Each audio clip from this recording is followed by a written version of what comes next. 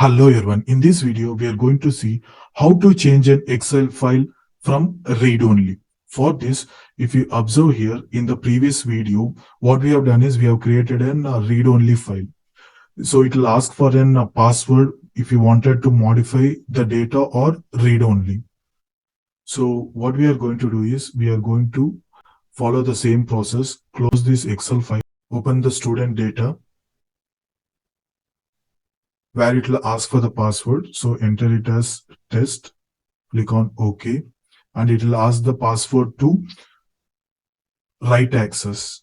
So I'm giving it as test12 and click on OK. So an Excel prompt will be shown with two options, whether you want the data to be read only or you wanted to write the data or modify.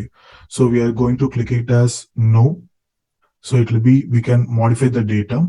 And first, what we have to do is, again, we need to click on File, Save As, and then select the location where it is, and then go to Tools, General Options, remove the password.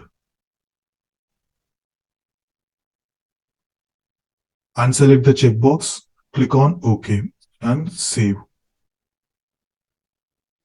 Now, if you close the Excel sheet and if you reopen it, the password will not be asked or the prompt will not be displayed. So you can go and modify the data now. This is how we can remove the read-only access for a particular Excel file. Thank you for watching this video. Please do subscribe to my YouTube channel to get more tips on Excel like this.